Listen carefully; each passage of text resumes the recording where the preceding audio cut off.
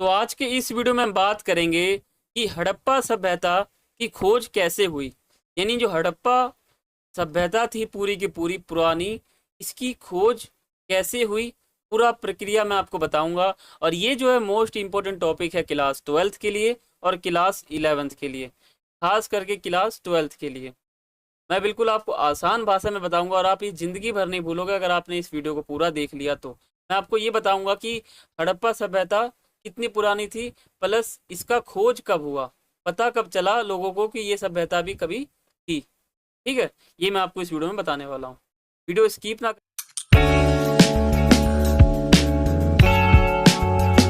करें, आपको वीडियो पूरा देखना है। तो स्वागत है आपका अपने YouTube channel smart education point पर, और मेरा नाम है अर्जुन। तो आगे चलते हैं। और आप मुझे सोशल मीडिया पे फॉलो कर सकते हो। जैसे मान लो आपका ये वीडियो है, इसका एक नोट्स होता है, वो आप हमारे टेलीग्राम चैनल पर जाकर डाउनलोड कर सकते हो। टेलीग्राम चैनल का नाम है स्मार्ट एजुकेशन पॉइंट।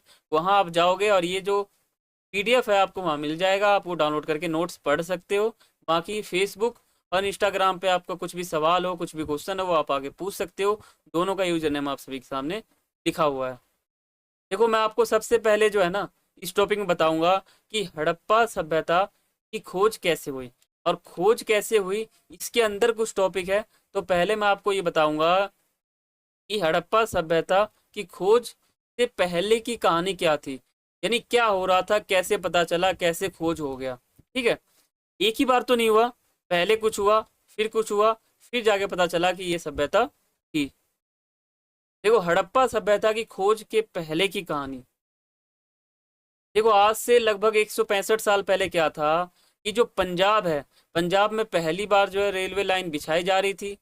ठीक है, 165 साल पहले लगभग पंजाब, जो अभी पाकिस्तान में है, ठीक है, तो पंजाब में पहली बार जो है रेलवे लाइन बिछाई जा रही थी। और उस समय क्या हुआ, खनन के दौरान क्या हुआ, मजदूरों को कुछ हड़प्पाई पूरा स्थल मिल गए, यानी पुराने स्थल मिल गए हड़प्पा से रिलेटेड, वो मिला मजदूरों को। फिर क्या हुआ, फिर इंजीनियर ने क्या किया, मजदूर और इंजीनियर ने ये समझ नहीं पाए कि जो ये मिल रहा है ये क्या है।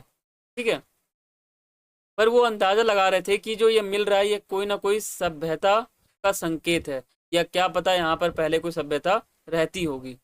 ठीक है, मजदूरों ने और इंजीनियरों ने मिलकर एक जगह को पुराना खंडर समझ लिया। वैसे यहाँ पे क्या हुआ, जब मजदूरों को मिला तो इंजीनियर और मजदूर को ऐसा लगा कि जो है यहाँ पर कोई पुराना खंडर वंडर होगा, ऐसा वो समझ लिए। और सारे ईंटें, जैसे मान लो यहाँ पर क्या था कि यहाँ पर खुदाई के दौरान कुछ पूरा स्थल मिले थे और कुछ ईंटें भी मिली थी। ठीक है, और जब ईंटें मिला था तो उन लोगों को लगा कि कोई खंडर वंडर होगा, ऐसा ये लोग अंदाजा लगा रहे थे। और सारे ईंटें जो है उखाड़ के ले गए और रेलवे लाइन बिछाने में पूरा उपयोग कर दिया। जो भी ईंटें मिल गई थी हड़प्पा सभ्यता के अंदर से। ठीक है, वैसे जो ईंटें थी वो हड़प्पा सभ्यता की थी, लेकिन उनको ऐसा लगा कि ये खंडर है, कोई ईंटा वेटा होगा, कोई खंडर पुराना होगा। तो उन लोगों ने क्या किया, पूरा ईंटा उखाड़ा और रेलवे लाइन बिछाने में पूरा ईंटा लगा दिया। ठीक है, और अब आगे की कहानी आप हड़प्पा सभ्यता की खोज में समझेंगे। तो ये जो है ना पूरा का पूरा पहले की कहानी थी कि क्या हुआ था, ये पहले की स्टोरी थी। ठीक है, अब आगे चलते हैं। देखो, यहीं पर जो है खनन हो रहा था, यहीं पे खुदाई हो रही थी। ठीक है, और यहीं पर मिला था ईंटें और रेलवे लाइन बिछाई जा रही थी तब। देखो, तो बाद में क्या होता है, जॉन मार्शल इसका पता लगाते हैं। और ये क्या है ना, ये इनका फोटो ये है जॉन मार्शल। ये दो व्यक्तियों की जो है नियुक्ति करते हैं। पहला है दयाराम साहनी और दूसरा है राखाल दास बनर्जी। इन दोनों की नियुक्ति करते हैं। पहले क्या करते हैं जॉन मार्शल, ये भेजते हैं 1921 में दयाराम साहनी को, ये पता लगाने के लिए जो वहाँ ईंटें मिली थी, जो स्थल मिले थे, वो क्या है। ठीक है, ये पता लगाने के लिए बस इन्होंने जो है भेजा था दयाराम साहनी को। ठीक है, ये इनकी फोटो है। और फिर 1922 में क्या हुआ कि राखाल दास बनर्जी को भी भेजा गया यही पता लगाने के लिए। ये इनकी फोटो है। देखो, हड़प्पा सभ्यता की खोज की पूरी कहानी। फिर क्या होता है, जब ये 1921 में दयाराम साहनी जाते हैं वहां पर, तो इनको क्या है ना, हड़प्पा नामक स्थल पर खुदाई कराई इन्होंने और फिर इनको मोहर मिल गए। जब जॉन मार्शल ने इनको 1921 में भेजा था उस जगह पर, तो इन्होंने क्या किया, वहाँ खनन करवाया और इनको कुछ मुहरें मिल गई, हड़प्पा मुहर। ठीक है। फिर क्या होता है कि 1922 में जब इन्होंने खोज करवाया तो इनको भी कुछ मुहरें मिल गई, यानी इनको भी मुहर मिला और इनको भी मुहर मिला।